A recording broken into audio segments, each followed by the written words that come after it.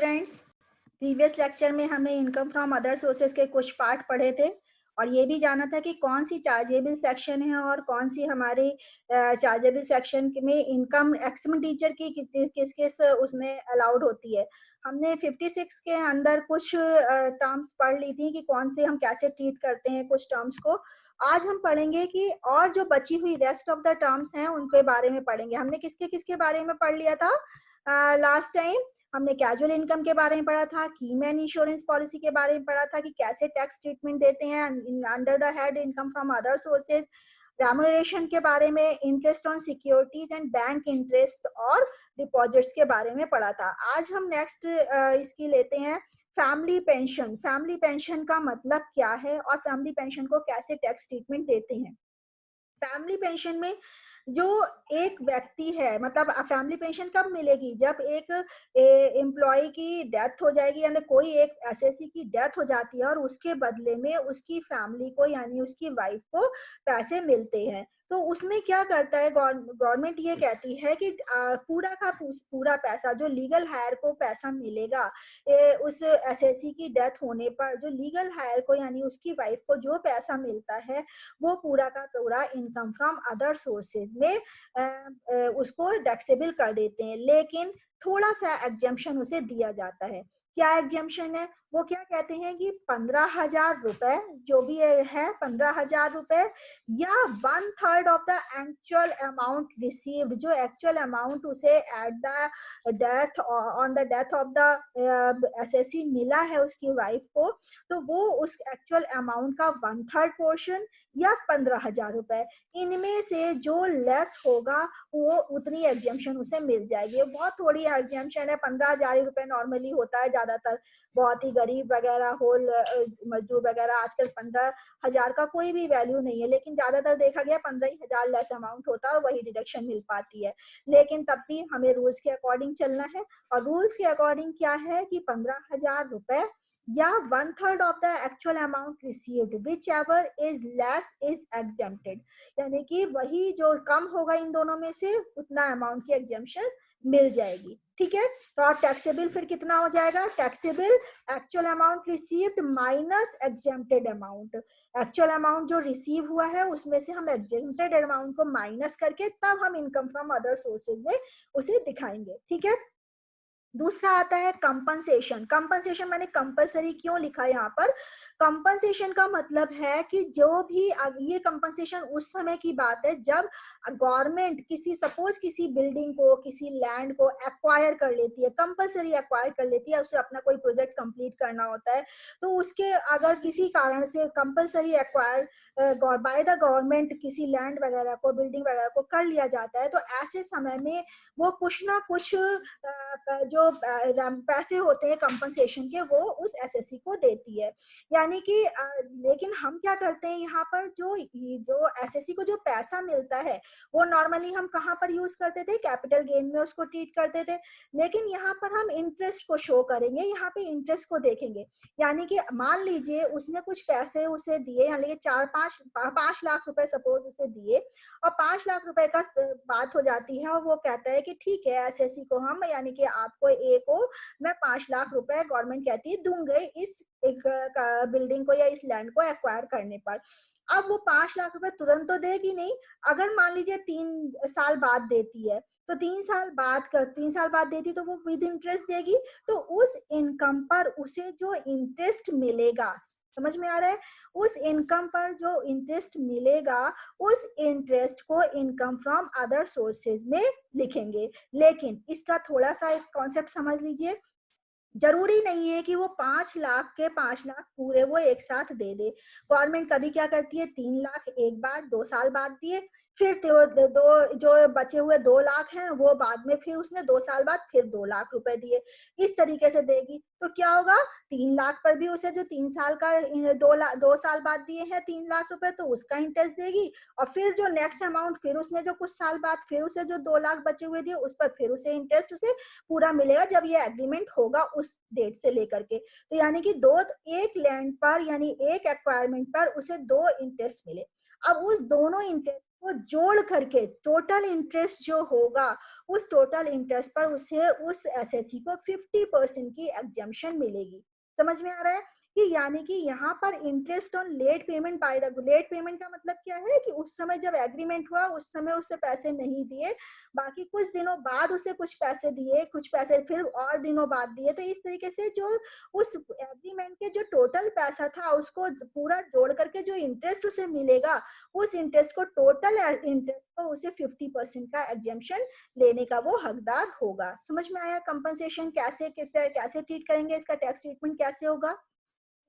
अब आता है आपका gift. Gift is more important, most important कहेंगे, मोर भी नहीं कह सकते, मोस्ट कह सकते हैं, मोस्ट इम्पॉर्टेंट टर्म है इसकी कैपिटल गेन की, और इसको इंटरेस्टिंग टर्म भी है, इसको अच्छे से समझना भी बहुत जरूरी है। यहाँ गिफ्ट क्या होता है, गिफ्ट को हम हर तरीके से गिफ्ट दे सकते हैं, कैश में दे सकते हैं एंड काइंड में दे सकते हैं। कैश क्या मतलब पैसे में, यानी कि, और काइंड का मतलब है कि सपोज एक लैंड उठा कर दे दी, कोई अपने घर की कोई ऐसी जो चीज है जिसको हमने एज अ गिफ्ट दे दिया है ना, तो जो बहुत प्रीशियस है, जो हमारे लिए हम सोचते हैं इसको गिफ्ट में दे सकते हैं।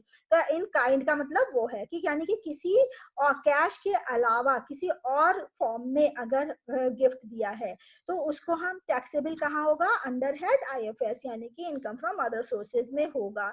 लेकिन उसके लिए कंडीशन क्या है कि ये गिफ्ट जो है एसएससी मस्ट बी इंडिविजुअल और एचयूएफ होना चाहिए, यानी हिंदू अनडिवाइडेड फैमिली होनी चाहिए या इंडिविजुअल होना चाहिए, तभी उसके गिफ्ट को कंसीडर किया जाएगा कि एज अ गिफ्ट माना जाएगा और उसको इनकम फ्रॉम अदर सोर्सेज में गिना लिखा जाएगा। ठीक है, यहाँ पर इनकम फ्रॉम अदर सोर्सेज में gift can be any form, ये मैंने बता दिया, गिफ्ट में कैसे फॉर्म में हो सकता है, कैश में, मूवेबल में और इमूवेबल में, किसी भी फॉर्म में हो सकता है। ट्रीटमेंट कैसे देंगे हम गिफ्ट को, अब आगे पढ़िए कि ट्रीटमेंट देने के लिए हम सबसे पहले ये ध्यान में रखते हैं कि अगर कैश 50,000 तक दिया गया है, यानी कैश में गिफ्ट अगर जो दिया है वो 50,000 तक दिया है, 50,000 से 1 रुपया भी कम नहीं हो, ज्यादा नहीं होना चाहिए, कम नहीं ज्यादा नहीं होना चाहिए। अगर 50 या 50,000 से कम है तब तो वो टैक्सेबल नहीं है।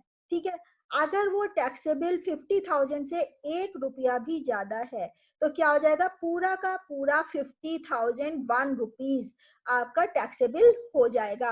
यानी कि 50,000 रुपए से अगर 1 रुपया भी, 10 रुपए भी, 100 रुपए भी ज्यादा दे गए हैं तो वो पूरा जो पिछला 50,000 रुपए है वो प्लस 100 रुपए वो सब मिल करके पूरा टैक्सेबल माना जाएगा। अगर 50,000 रुपए से कम दिया है या 50,000 रुपए तक दिया है तो वो टैक्सेबल नहीं है। ठीक है, सबसे मोटी सी बात समझ लीजिए। फिर आपका आता है मूवेबल। मूवेबल मतलब क्या हुआ, इसमें मूवेबल में उन्होंने कुछ आइटम्स दिए, जहाँ आपने देखा होगा कैपिटल गेन के समय कुछ आइटम्स थे, वो पैडजॉस के नाम से मैंने पढ़ाया था, पेंटिंग है, ज्वेलरी है ना, और ड्राइंग है, पैडजॉस मैंने नाम दिया था, पेंटिंग, आर्ट और आपका ड्राइंग है ना, जे फॉर ज्वेलरी, जॉस आर्टिफिशियल आर्ट ऑफ गैलरी था, और आपका एस फॉर स्कल्पचर वगैरह था। तो इस तरीके से ये आप ध्यान में रखें। इसके अलावा एक बुलियन सिक्योरिटी, इनको भी, इनमें इन्होंने इसको मूवेबल एसेट्स में माना है इसको। हाँ, इसको अगर इसमें ड्राइंग अगर कोई बनी हुई है वो गिफ्ट में दे देते हैं, ज्वेलरी को गिफ्ट में दे देते हैं, तो इस तरीके के आइटम को मूवेबल गिफ्ट माना है। ठीक है, तो यहाँ पर इस तरीके के गिफ्ट अगर दिए जाते हैं तो उसको भी हम एक तरह से इनकम फ्रॉम अदर सोर्सेज में टैक्सेबल करेंगे, मानेंगे। ठीक है, क्या कह रहे हैं नेक्स्ट, वो क्या कह रहे हैं कि where any sum of money exceeding ₹50,000, इसमें एक चीज ध्यान रखनी है गिफ्ट में कि अगर ये जो गिफ्ट है ये 50,000 रुपए से ज्यादा के नहीं होने चाहिए। मान लीजिए सपोज ज्वेलरी किसी को दी, ज्वेलरी की जो मार्केट वैल्यू है, फेयर मार्केट वैल्यू है, वो 50,000 रुपए से ज्यादा नहीं होनी चाहिए। Where any sum of money exceeding ₹50,000 gift in cash और चेक और draft in aggregate in any previous year is received by an individual or HUF with any consideration, the sum shall be deemed to be the income of the recipient। वो ये कहता है कि पूरे साल में अगर, यहाँ पर वो कह रहा है कि मान लीजिए एक बार ज्वेलरी दी 30,000 की, फिर दूसरी बार ज्वेलरी दी 50,000 की, फिर तीसरी बार ज्वेलरी दी 60,000 की, इस तरीके से मतलब 4-5 बार गिफ्ट दे देता है किसी ना किसी फॉर्म में और उसकी फेयर मार्केट वैल्यू, तो हम क्या करेंगे कि टोटल वैल्यू को देखेंगे। टोटल वैल्यू अगर 50,000 रुपए से ज्यादा हो रही है तो उस पर तब हम टैक्सेबल उसे मानेंगे पूरा पूरा। अगर वो 50,000 रुपए से कम है तो क्या है, तब हम उसकी टैक्सेबल वैल्यू को नहीं मानेंगे, मतलब वो टैक्स फ्री रहेगा। यानी कि मान लीजिए गिफ्ट हमने 30,000 का, ये एक बार 5,000 की कुछ ऑर्नामेंट दे दिए, एक बार हमने 6,000 की कोई ड्राइंग पेंटिंग थी वो दे दी। इस तरह से हमारा केवल जो कोई टोटल मिला के 11,000 रुपए हमने गिफ्ट दिए, तो वो हमारे टैक्सेबल नहीं होंगे। लेकिन अगर मान लीजिए 50,000 रुपए के 2 बार या 3 बार हमने, एक बार 25 दिया, एक बार 23 दिया, एक बार 50 दिया, तो इस तरीके से हमारे गिफ्ट क्या हुआ, 50,000 से ज्यादा के हो गए। तो यहाँ पर जो टैक्स, ये जो गिफ्ट है, यानी कि इन टोटल एग्रीगेट पर हम देखते हैं। यहाँ पर एग्रीगेट का मतलब क्या है, एग्रीगेट का मतलब यही है कि इन टोटल प्रीवियस ईयर में इन टोटल कितनी बार गिफ्ट दिया गया है और वो कितनी बार गिफ्ट जो है वो 50,000 रुपए से ज्यादा का हो रहा है कि नहीं हो रहा है, उसको हम देखते हैं। यानी कि एक ही बार के गिफ्ट को देख लिया और अगली बार के गिफ्ट को नहीं देखा। एग्रीगेट टोटल हम निकालते हैं और टोटल में अगर वो 50,000 से ज्यादा का है तब वो टैक्सेबल हो जाएगा पूरा का पूरा। अगर वो 50,000 रुपए से कम का है तो वो टैक्सेबल नहीं होगा। समझ में आया। फिर आपका ऐसे ही इमूवेबल में है। इमूवेबल में क्या चीज कह रहे हो कि any immovable property without any consideration is received, कह रहा है and the stamp duty value of such property exceed ₹50,000, the stamp duty value will be taxable in the hand of the receipt. समझ में आ रहा है। वो ये कह रहे हैं कि कोई भी इमूवेबल प्रॉपर्टी, सपोज एक बिल्डिंग है ना, एक मकान है, हाउस प्रॉपर्टी है, उसको सिंपल बिना किसी कंसिडरेशन के अगर किसी को दे दिया जाता है ना, अगर किसी को दे दिया जाए, यहाँ पे दो तरीके से ट्रीट कर सकते हैं। यहाँ पर ये वाली कैश वाली, मतलब ये इमूवेबल वाले के लिए भी और इमूवेबल दोनों के लिए इस चीज को ध्यान में रखिएगा कि दो तरीके से हम टैक्स ट्रीटमेंट करते समय देखते हैं इसको। क्या है कि एक तो ये कि हमने एग्रीगेट देख लिया कि एग्रीगेट कितना हो रहा है, एग्रीगेट अगर 50,000 से ज्यादा है तो हम टैक्सेबल कर देंगे, अदरवाइज नॉन टैक्सेबल रहेगा, है ना। लेकिन ऐसे ही इमूवेबल के लिए भी है कि इमूवेबल में अगर वो without any consideration as a gift किसी को दिया जाता है तो उसमें हम 50,000 रुपए से अगर ज्यादा का गिफ्ट दिया जा रहा है, 50,000 उसकी मार्केट वैल्यू देखेंगे उस बिल्डिंग की क्या है, 50,000 रुपए से ज्यादा की है, तो वो ऑटोमेटिकली क्या हो जाएगी, टैक्सेबल हो जाएगी, ठीक है, कंसिडरेशन में। लेकिन टैक्सेबल क्या के लिए हम क्या देखेंगे, इसकी उस जो इमूवेबल प्रॉपर्टी है, यानी कि उस मकान की, सपोज हम मकान ले लेते हैं, मकान की जो स्टैम्प ड्यूटी है वो कितनी है। अगर स्टैम्प ड्यूटी 50,000 रुपए से ज्यादा है, ठीक है, समझ में आ रहा है, 50,000 रुपए से ज्यादा है उसकी मार्केट स्टैम्प ड्यूटी, तो हम ये मान के चलते हैं कि वो 50,000 रुपए जो है पूरे टैक्सेबल, यानी जो उसकी वैल्यू है दी गई है वो पूरी की पूरी वैल्यू आपकी टैक्सेबल मान ली जाएगी, ठीक है। दूसरी कंडीशन क्या होती है, दूसरी कंडीशन वो ये कहते हैं कि मान लो 3 लाख की चीज किसी व्यक्ति ने 1 लाख में ही खरीद दी। उसने सोचा मैंने कंसिडरेशन तो किया है, एक तरफ हम ये कह रहे हैं कि अगर विदाउट कंसिडरेशन किया जाए तो हम उसे एज ए गिफ्ट कंसीडर करेंगे, लेकिन दूसरी तरफ गवर्नमेंट ये कहती है कि इनकम टैक्स आईटी डिपार्टमेंट ये कहता है कि मान लो अगर कोई व्यक्ति किसी 3 लाख की चीज को सिर्फ 1 लाख में ही दे करके खरीद लेता है, कहता है मैंने तो परचेज करी, तब भी वो कहते हैं नहीं हम तो इसको टैक्सेबल मानेंगे उस रेट से कि हम पहले उसकी मार्केट वैल्यू, वो स्टैम्प ड्यूटी वैल्यू देखेंगे। अगर उसकी वैल्यू 50,000 से ज्यादा है तो जो आपने डिफरेंस दिया है उस डिफरेंस को माइनस करके, मान लो 3 लाख वैल्यू स्टैम्प ड्यूटी में आती है और आपने सिर्फ 1 लाख रुपए दिए हैं, तो 3 lakhs माइनस 1 lakhs, तो यानी कि 2 लाख जो है इनकम फ्रॉम अदर सोर्सेज में टैक्सेबल होगी। समझ में आ रहा है। यही सेम ट्रीटमेंट आपका इमूवेबल चीज के लिए भी है कि सपोज ऑर्नामेंट किसी ने 50,000 के ऑर्नामेंट 20,000 में ही खरीद लेता है, तो बाकी का जो, और पूरे साल में 50,000 यानी 60,000 के ऑर्नामेंट्स, और 50,000 तो टैक्सेबल फ्री है, तब तो कोई सोचने की जरूरत नहीं है। लेकिन अगर कोई 60,000 के ऑर्नामेंट वो 20,000 में खरीद लेता है तो बाकी का जो डिफरेंस होगा वो क्या होगा, यानी डिफरेंस जो है 60,000 माइनस 20,000 यानी कि 40,000 क्या होगा, वो टैक्सेबल होगा। समझ में आ रहा है ये सारी चीजें? तो ये चीजें आपकी इस तरीके से टैक्सेबल में ध्यान में रखनी है। Any immovable property is received without consideration and the fair market value. यहाँ पर हम इमूवेबल अगर प्रॉपर्टी होती है तो हम उसके में क्या कंसीडर करते हैं? Stamp duty. अगर मूवेबल प्रॉपर्टी है तो हम उसके लिए क्या कंसीडर करेंगे? Fair market value. ठीक है, इसमें which exceeds rupees 50,000 the whole of the aggregate fair market value of such property। समझ में आ रहा है? यानी कि मैंने अभी समझाया आपको कि अगर वो कोई भी 60,000 का सामान 20,000 रुपए में कोई ज्वेलरी खरीद लेता है एक व्यक्ति, और वो कहता है मैंने तो खरीद लिया है, खरीद के लिए है, इसमें हम क्यों दे, किसी ने गिफ्ट तो दिया नहीं है, लेकिन तब भी गवर्नमेंट ये कहती है कि आपने 60,000 की चीज 20,000 में खरीदी है जबकि इसकी फेयर मार्केट वैल्यू 60,000 रुपए है।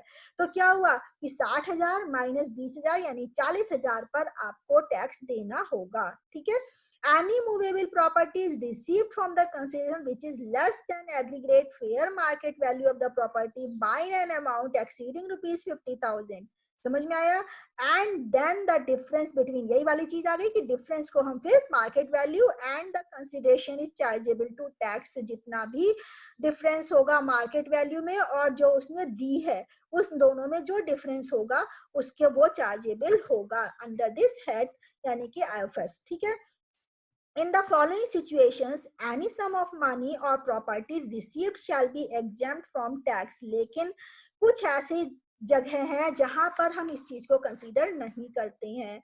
वो कौन सी कंडीशंस है? उन्होंने कहा कि अगर ये गिफ्ट मैरिज में पाया गया on the occasion of marriage of individual, अगर मैरिज में पाया गया है गिफ्ट, किसी रिलेटिव ने दिया है ना, received under a will any times, या विल के रूप में मिला हो, वसीयत हैसियत के रूप में मिला हो, contemplation of death of the pair, अगर किसी व्यक्ति, कंटेम्पलेशन ऑफ द डेथ का मतलब क्या है कि अगर कोई व्यक्ति ये कह देता है कि पहले से ही ये एक लिखित में देता है कि ठीक है कि अगर मेरी डेथ हो जाती है तो मेरा ये मकान इसका हो जाएगा, इस तरीके से अगर कंटेम्पलेशन लगा करके कोई चीज किसी को, और उस व्यक्ति की डेथ हो जाती तो उसके बदले में अगर उसे वो चीज मिली होगी तो वो टैक्सेबल नहीं होगी। समझ में आया contemplation?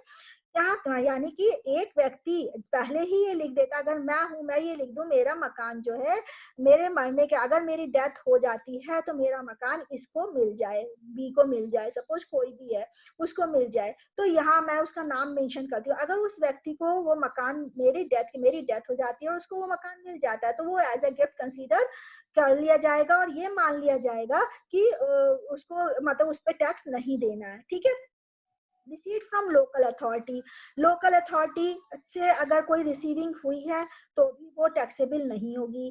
From any fund, foundation, university, education institution, hospital, medical institution, any trust of institution जो हमारी किस में आती है? Under section 23 10 sub section 23C, इसके अंदर जो भी इंस्टीट्यूशंस आती हैं उनके द्वारा दिया गया कोई भी गिफ्ट, अवार्ड वगैरह वो गिफ्ट की तरह मतलब ट्रीट करा जाएगा, उस पर कोई टैक्स नहीं लगेगा। From any charitable institute registered under 12AA, आप ये 12AA देखेंगे, 12AA में जो रजिस्टर्ड इंस्टीट्यूट हैं, अगर वो चैरिटेबल इंस्टीट्यूट जो है उनके द्वारा अगर कोई मिलती है तो वो भी जो है टैक्स फ्री होगी, वो भी इनकम फ्रॉम अदर सोर्सेज में नहीं आएगी और वो भी एग्जेम्प्टेड है। ठीक है, ये चीजें ध्यान में रखना क्योंकि क्वेश्चन में कोई भी क्लू आ सकता है। ठीक है, आपका last one is very important, क्या है ये तो आप एक एक वर्ड में समझ गए, लेकिन यहाँ पर थोड़ा समझना है कि फ्रॉम रिलेटिव, अगर किसी रिलेटिव से मिला हुआ है, शादी में मिल गया है, किसी से भी मिला है, वो आपका फ्री ऑफ टैक्स है। लेकिन अगर आपको रिलेटिव से मिला तो रिलेटिव की डेफिनेशन आपको पता होनी चाहिए कि हम रिलेटिव में किसको किसको मानेंगे। समझ में आ रहा है? रिलेटिव में हमारी बहुत बड़ी डेफिनेशन है। डेफिनेशन में हम सबसे बड़ी चीज ये मानते हैं कि एसएससी की वाइफ। ठीक है, यहाँ पे आपको ये पूरा डिस्क्रिप्शन दिया हुआ है, इसे अच्छी तरीके से समझ लीजिएगा।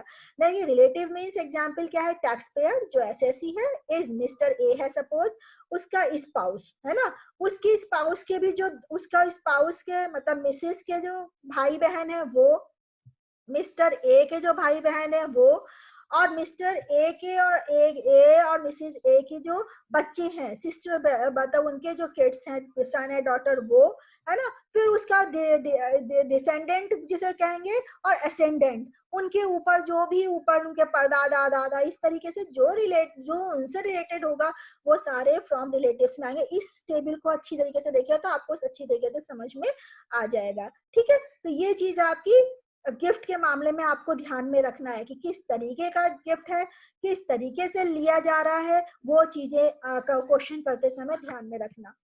अब आता है डिविडेंड। डिविडेंड को बहुत ध्यान में, डिविडेंड का अक्सर क्वेश्चन में आता है। तो अगर डिविडेंड फ्रॉम इंडियन कंपनी है, इंडियन कंपनी से डिविडेंड मिला है किसी एसएससी को, तो वो फुल्ली एग्जेम्प्टेड है। ठीक है, लेकिन अगर टैक्सेबल डिविडेंड कौन सा है, डिविडेंड फ्रॉम फॉरेन कंपनी, अगर फॉरेन कंपनी से डिविडेंड मिला है तो वो टैक्सेबल है। ये शॉर्ट में एक टर्म है, वैसे डिविडेंड का बहुत बड़ा टॉपिक है, डिविडेंड किस तरीके से होता है, क्यों हम टैक्सेबल करते हैं, सब आपका बुक में लिखा हुआ, लेकिन मैं एक मोटा मोटी तौर पे आपको बता दे रही हूँ कि डिविडेंड फ्रॉम इंडियन कंपनी अगर इंडियन कंपनी से मिला है तो वो फुल्ली एग्जेम्प्टेड मान लिया जाएगा। Taxable dividend, dividend from foreign company, अगर फॉरेन कंपनी से मिला है तो उसको टैक्सेबल कर देंगे। अगर कोऑपरेटिव सोसाइटी से के उसमें आपने कुछ शेयर्स खरीद रखे या उसके शेयर होल्डर हैं और कोऑपरेटिव सोसाइटी के उससे डिविडेंड मिला है तो वो भी टैक्सेबल होगा। लेकिन यहाँ पर हम इंडियन कंपनी का एक चीज इस ये जो है इससे रिलेटेड है, जो थर्ड पार्ट है वो क्या है, वो क्या कह रहा है कि dividend for Indian company is fully exempted. Fully exempted तो है, लेकिन सेक्शन 115 BBDAA हमें क्या कहती है, हमें ये कहती है कि हम ये मान के चलते हैं कि जो कंपनी है उसने पहले ही डिविडेंड पे टैक्स काट दिया है, कॉर्पोरेट जो टैक्स है वो पहले ही उसने डिविडेंड में, डिविडेंड जब एसएससी को दिया तो उसने टैक्स काट के दिया। लेकिन यहाँ पर वो कहती है कि 115 BBDAA जो है वो ये कहती है कि अगर कोई व्यक्ति का डिविडेंड 10 लाख से ऊपर है, किसी इंडिविजुअल या एचयूएफ को अगर इसलिए इससे 10 लाख से ऊपर का डिविडेंड मिलता है, मोर देन 10 लाख है ना, अगर डिविडेंड मिलता है तो उसे फिर भी टैक्स चुकाना होगा 10%। 10% का टैक्स उस पर लगेगा। वैसे इंडियन कंपनी का फ्री है, मतलब टैक्स फ्री है वो, यानी, लेकिन अगर उसका टैक्स 10 लाख से ज्यादा का आ रहा है तो उसे 10% टैक्स और भी चुकाना होगा। तो इस तरीके से आपने पढ़ा कि किस डिविडेंड का ट्रीटमेंट इन शॉर्ट हम कैसे मोटी तौर पर देख सकते हैं। Rental income from plant and machinery, इसको भी ध्यान से देखिएगा। रेंटल इनकम में क्या होता है कि इफ वन प्लांट, इसको हम कैसे डिसाइड करेंगे, क्योंकि हमने ये पीजीबीपी में भी पढ़ा था कि अगर वो रेंट पे उठा रहा है तो हम उसको पीजीबीपी में ही कर लेंगे, लेकिन हम इसको कैसे इसको अलग अलग समझेंगे कि कब हम पीजीबीपी मानेंगे और कब हम कहेंगे इनकम फ्रॉम अदर सोर्सेज में आएगा। तो यहाँ पर हम ये ध्यान रखते हैं कि अगर एक व्यक्ति यानी एक इंडिविजुअल अगर बहुत सारी प्लांट्स एंड मशीनरी को खरीद करके उसको लेट आउट कर रहा है, डिफरेंट डिफरेंट लोगों को दे रहा है, तो हम ये मान के चलते हैं कि उसका वो काम ही है और वो इनकम, ये इनकम जो इस हेड इसकी उससे आएगी रेंट से, तो वो रेंट की इनकम ये मान के चलते हैं पीजीबीपी में टैक्सेबल होगी, उसको हम इनकम फ्रॉम अदर सोर्सेज में नहीं लेंगे। लेकिन अगर एक प्लांट है, एक मशीनरी है, वो कभी कभार पूरे साल कहीं 10 साल से उसके पास रखी हुई है, एक साल उसने कहीं किराए पर लेट आउट कर दिया उस, और उससे होने वाली इनकम अगर उसे हुई है तो वो अंडर हेड आईएफएस आएगी, यानी इनकम फ्रॉम अदर सोर्सेज में उसको टैक्सेबल करेंगे। समझ में आया कि rental income from plant and machinery को कब हम इनकम फ्रॉम अदर सोर्सेज में करेंगे, जब हमारी एक कोई प्लांट एंड मशीनरी है और वो बहुत मतलब कभी कभार एक कहीं इसने एक साल में, कहीं साल भर में, कहीं उसने 10 साल या एक 4-5 साल में कहीं एक बार उसने उसको लेट आउट करा है, मतलब उसका बिजनेस नहीं है ये कि लेट आउट करना अपने प्लांट को, मशीनरी को, वो बहुत सारी बिजनेस उसी तरीके की मशीन, उसकी तरीके फर्नीचर वो अपने पास नहीं रखता, सिर्फ वो जो अपना वो है क्या कहते हैं, एक मशीनरी उसके पास पड़ी थी बहुत दिनों से और उसने कुछ सरकमस्टांसेस में उसे लेट आउट कर दिया, तो इस तरीके से अगर उसे इनकम होती है उसके लेट आउट से, तो वो इनकम सिर्फ इनकम फ्रॉम अदर सोर्सेज में आएगी। अगर सेग्रीगेशन इम्पॉसिबल है, यानी ये समझ में ही नहीं आ रहा है कि हम इसको पीजी मतलब बहुत सारी वो है होल इनकम, माने बहुत सारी अगर फर्नीचर है, मशीनरी है, इन सबको लेट आउट किया और ये सेग्रीगेशन नहीं हो पा रहा है कि हम कैसे करें इसको, इनकम फ्रॉम अदर सोर्सेज में माने या हम इसको लेट आउट करें, लेट आउट मान करके इसको ये सोचे कि बिजनेस है और इसको हम पीजीबीपी में कर ले।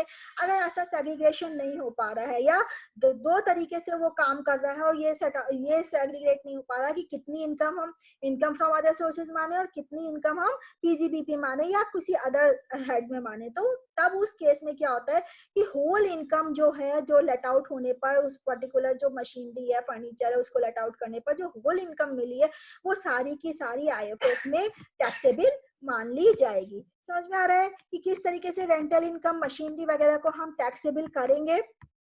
इसके बाद आपके कुछ हेड रहते हैं जो मैं बताती हूँ, ऐसे ही आज आपका आ जाएगा टैक्स ट्रीटमेंट में। आपका रेंटल इनकम आ गई, इनकम फ्रॉम सबलेटिंग। सबलेटिंग आपने पीजीबीपी में जब करते करा होगा तब भी पढ़ा था। सबलेटिंग का मतलब क्या है कि एक व्यक्ति ने किसी को किराए पर दिया और फिर उस व्यक्ति ने फिर तीसरे व्यक्ति को किराए पर दे दिया। तो यहाँ पर जो होने वाली इनकम है, सबलेटिंग वाली इनकम है, वो इनकम जो है वो आपका इनकम फ्रॉम अदर सोर्सेज में जाएगी, ना कि आपकी पीजीबीपी में आएगी। समझ में आ रहा है सबलेटिंग का मतलब। फिर है रेम्युनरेशन रिसीव्ड एज एग्जामिनर। अगर कोई पढ़ा रहा है, प्रोफेसर है या लेक्चरर है, ये किसी भी तरीके एग्जामिनर बन करके जाता है और उसे जो एज ए रेम्युनरेशन मिलता है, उस इसमें ये चीज ध्यान में रखनी कि अदर देन एम्प्लॉयर, यानी कि जिस संस्था में वो काम कर रहा है उसको छोड़कर, उसमें अगर एज ए एग्जामिनर काम करता है तो उससे जो उसे रेम्युनरेशन मिलेगा वो नहीं इनकम फ्रॉम अदर सोर्सेज में आएगा। इसमें क्या आएगा कि सिर्फ वो किसी अदर देन दैट इंस्टीट्यूशन, उसको उस एज ए एग्जामिनर बन के जाता है और उसे रेम्युनरेशन मिलता है, तो वो इनकम फ्रॉम अदर सोर्सेज में जुड़ जाएगा और इसमें उसके एक्सपेंसेस जो होंगे वो लेस हो जाएंगे। ऐसे ही रॉयल्टी इनकम की बात है, रॉयल्टी से जो इनकम मिलती है, अगर किसी एक व्यक्ति को किसी ने बुक लिखी, उसकी रॉयल्टी मिल रही है, तो उसमें भी उसको ये इनकम फ्रॉम अदर सोर्सेज में ऐड होगी, लेकिन उसमें भी हम एक्सपेंसेस ऐड कर लेस कर देते हैं। अगर एसएससी ने कोई एक्सपेंसेस किए हैं उसको लाने में, उसको या किसी व्यक्ति को दिए हैं, मतलब कोई से भी अगर कोई एक्सपेंसेस किए हैं रॉयल्टी इनकम में, मतलब इनकम इनकर्ड होने में, तो उसको माइनस कर दिया जाएगा। अदर एक्सपेंसेस जो आपके दे रखे हैं, अदर एक्सपेंसेस कह रहे हैं, अदर इनकम जो है, मैंने यहाँ पे इसलिए अदर लिखा क्योंकि आपको रिकॉल रहे कि सिर्फ यही नहीं है, इसके अलावा भी बहुत सारी इनकम है। जैसे आप रॉयल्टी लेस एक्सपेंसेस आप समझ पा रहे हैं, वैसे ही और भी कई सारी इनकम है, उसको आप सिर्फ एक लाइन से ही समझ जाएंगे, वो बुक से समझिएगा। यहाँ जो टैक्स ट्रीटमेंट जो मोस्ट इंपॉर्टेंट हेड हैं, जिनको बहुत टैक्स ट्रीटमेंट में देखना है, वो चीज आप ध्यान में रखते हुए चलेंगे। ठीक है, ओके, ऑल द बेस्ट।